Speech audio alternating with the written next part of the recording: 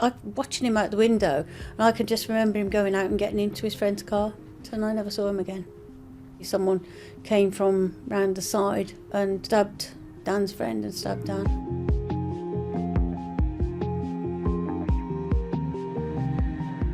My name's Lynne Baird. I founded a charity which was in memory of my son, who was murdered in 2017. Yardley's quite a busy place to be in. It's a suburb in Birmingham. You know, it's quite a nice area. We were just an ordinary family carrying on. I think I had 11 grandchildren by that time.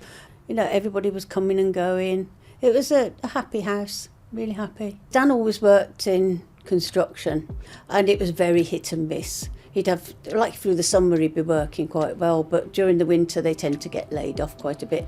And of course he wanted to get married. He'd had his childhood sweetheart. They'd been together for many years, and on that particular day he'd got his job, which he'd always wanted, at Jaguar Land Rover, and he thought the world was his oyster. He said, I'll be able to get married, we'll be able to get a mortgage. That particular day was probably the happiest he'd ever been for a long while. He liked to go out and have a drink. He just loved life in general. You know, Dan was one of these people that he lived for the day, and he lived for Fridays because he loved Fridays. He worked until the weekend, went out and spent all his money. That was Dan. You know, very happy-go-lucky. On that particular Friday, he was going to go to the gym, and he said, you know, I might not go out tonight. And I thought, yeah, we'll see. But anyway, he went to the gym. He met his friend Dale. They said, we'll go to the local for a drink, celebrate. And I watching him out the window, and I can just remember him going out and getting into his friend's car, and off he went, and I never saw him again. So I couldn't sleep for some reason, and I was downstairs, and I watched the sun come up. I was thinking, it's a beautiful morning. And then I heard a car door outside. So I looked out the window and I saw a policewoman walking towards our door. And then I just had a horrible feeling. I answered the door. She said, are you Dan Baird's mum? And I said, yes. She said, can you get up to Heartlands Hospital straight away? Can you bring all the family? And I didn't even ask her why. No, she just said, I'll take you if you want me to. I managed to phone everybody because I didn't know what had happened, but I knew it was to do with Dan. So I just said, can you get to the hospital? I had to make a few phone calls. That was it. I managed to get everybody there. But I think it was gone 5 o'clock when we got there. We were directed to a family room, and they just said, right, we're really sorry, but he's died. As simple as that, and apparently that is what they do. And I said, can we see him? Because I wasn't thinking straight anyway. But I didn't know until afterwards that if the loved one's passed away, by the time you get there, their body becomes a crime scene. What I've been told was there was an altercation in the pub over a electric punch ball machine. And then later on in the evening, Dan's friend went outside and there was a load of people waiting for him. And so he came back in and told Dan, and Dan went out not expecting anything. And they went to attack Dan's friend. And Dan was no part of it whatsoever. And then the police told me someone came from round the side and stabbed Dan's friend and stabbed Dan. Dan's friend was in the hospital as well, but he survived. He was very lucky though. It was just an ordinary night, and he had nothing whatsoever to do with it. So, just innocent, really. That actually scared a lot of people, really, I think, because you just go out to enjoy yourself on a night out, and then that goes and happens. I just couldn't get my head around why nobody called the police and nobody called the ambulance, and he was just left to die in the street. I couldn't get my head around that. He would have been married by now and probably fell out a few times, most likely. But he would have been married. He would have had his job.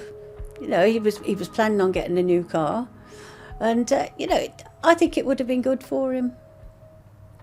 There was life before Dan and life after Dan, and that's it. It's completely different. Even I'm not the same person as what I was before. I set up the Daniel Baird Foundation shortly afterwards. I started asking about, what if these kinds of incidents happened and they couldn't get an ambulance there?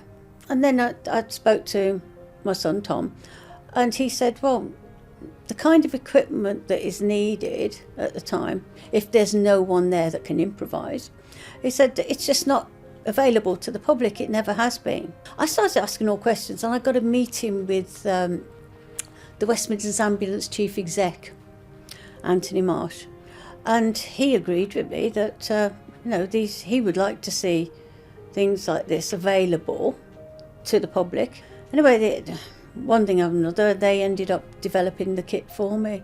This is the public access bleed control kit, which is designed for the public to be able to access and use. This is hemostatic gauze, which will stop bleeding in a matter of seconds. This is a chest seal, which will actually re-inflate a lung as well, and it works even if there's bleeding. So any chest wounds, that could be just placed on. It's very, very simple to use. And people that haven't had any kind of training, they're also able to use it as well. Dan bled to death on the street, practically. It was too late for Dan. But with this kit, it hasn't been too late for some people. It's been used in many different scenarios: road accidents, just slips, trips, workplace accidents, suicide attempts, dog attacks, and it saved lives. Within a few weeks of those kits going out into Birmingham city centre, they'd already saved lives. I get phone calls. I get asked to, like BBC Breakfast, when I went on that with that young boy. He was only 11, and I mean, he would have died if that kit hadn't have been nearby, because it severed the artery in his leg. And it was a pretty nasty operation to reattach his leg, but it saved him, and his mum and dad were absolutely delighted. Invitation to the round table, number 10, that came out of the blue. To have a government that is actually saying, we're going to try and do something, halve knife crime in 10 years, I think it's definitely a step in the right direction if it stops some of them carrying these awful weapons. So anything, any kind of knife ban will help, I think. I think everything starts with education, and the earlier you can get that message across, I think the better it will be. And I do believe starting in primary schools has got to be the best thing, because if the education is there, there's less inclination to carry knives. To me, it would mean safer streets, safer communities.